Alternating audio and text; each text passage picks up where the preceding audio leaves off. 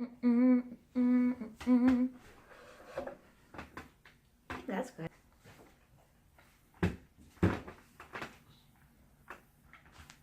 Hi everyone. I've been disappeared. Like I disappeared randomly.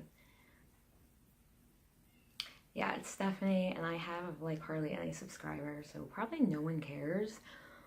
But I'm just gonna do this anyway.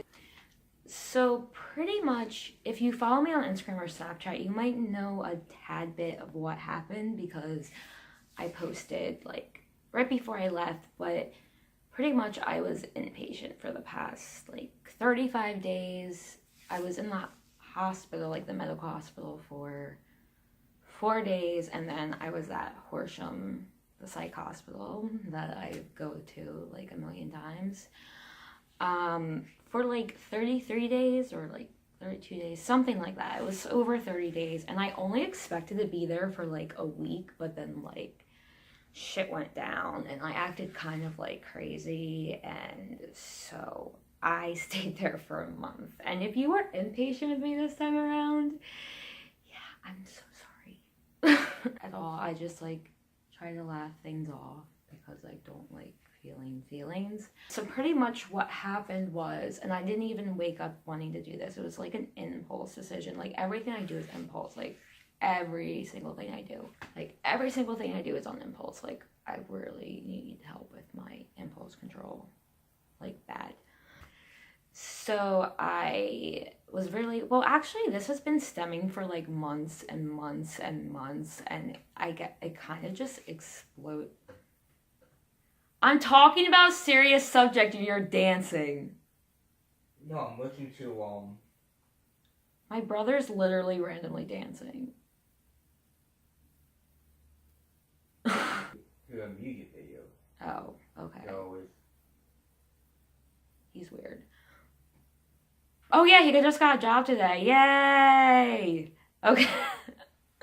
Yep. Where was I? So this has been stemming on for months and months and months, and I've literally been lying to pretty much everybody in my life. So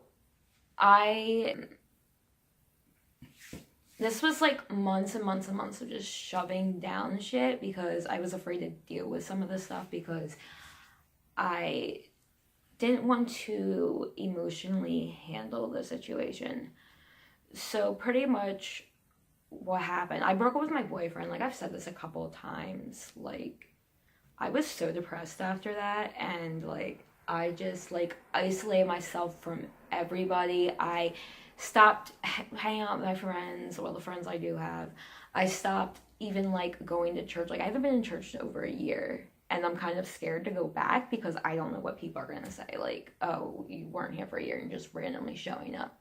So I'm trying to find like a right time to go back. And I stopped. I wasn't at school for the last semester well, I'm not in school for this semester, but like I graduated like months later, and then like I don't know. It just sucked. And so I just like exploded, and I took 14 400 milligrams of Seroquel, like, because I wanted to like kill myself. And so I don't want to get too much into it because I might want to save that for another video, and also because like I just got out of the hospital, so I really don't feel comfortable doing a video like that yet. But yeah, so that's pretty much what happened, and I was in the hospital for 4 days, and I was on a 1-to-1, and I like slept like so much. I don't even remember like the second day at all. Like I don't remember anything. I barely remember me being in the ER. Like I don't remember. I regained consciousness maybe like third day, and like I was so confused. Like I didn't know where the hell I was. But it was weird because I thought I was at Horsham, but it was like they don't do smoke breaks anymore. So I asked the nurse when my smoke break was, and she's like, we don't do smoke breaks here. Like, yeah, like that's how out of it I was. Like apparently I got shots in my stomach, and I don't even remember that like at all. But yeah, so then obviously they were gonna throw in a 302 on me. I'm like, I'll do a 201 because that is the stupidest thing to just not sign yourself in when you're gonna be forced anyway. So I'm like, I'll do the 201. And thankfully they didn't give me a hard time about that this time. Plus the doctor there's pretty nice. And he remembered me, which I was surprised. But yeah, so I was transferred to Horsham, and then I only thought I was gonna be there a week. And I ended up there for a month. I had a lot of medication changes. I reacted badly to some of the medications. Like, I don't know. I don't think... Okay, maybe I'm not that bad. I still am shaking a bit. I was like, with the medication, like, I was, like, shaking. Like, it was horrible.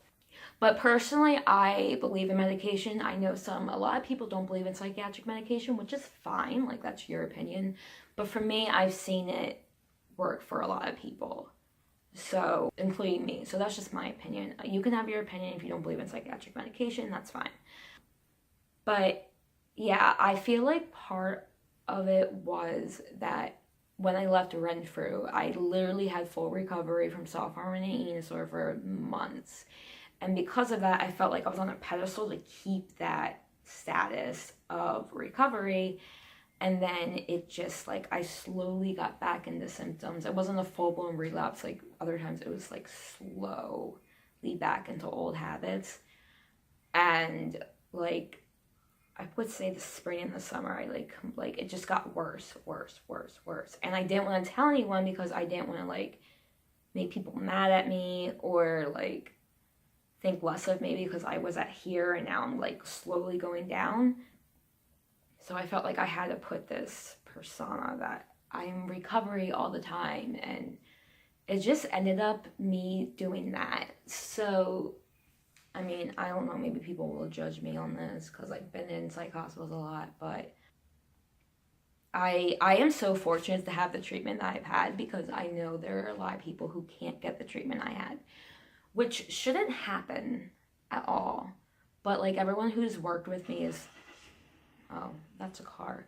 Everyone who's worked with me has been, like, so patient with me. Even when I flip the fuck out and act like a complete bitch, they, like, always are there for me and never judge me. And that's why I think Horsham's a great place because, like, I feel like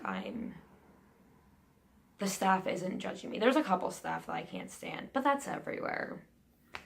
So, like, I appreciate everyone who's worked with me, and probably the message would be, like, I know probably a lot of you have heard it, but it's okay not to be okay.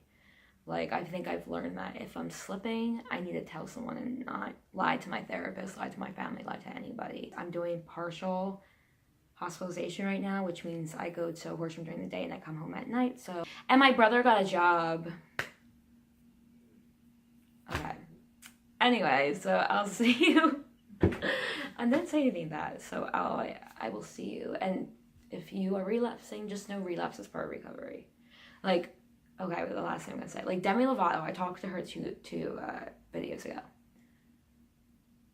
She relapsed. That's what happens. And like when that happened to her, I didn't judge her. I was like, you know, good for you for getting help, while I was being a hypocrite and not doing it for myself.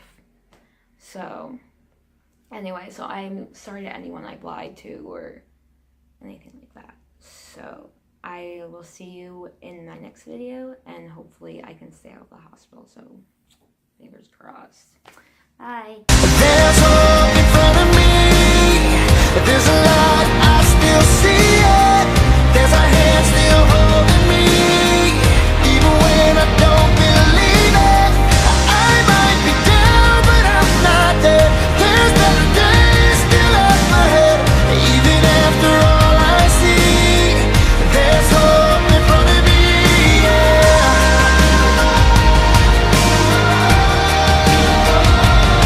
There's a place at the end of the storm you finally find, where the hurt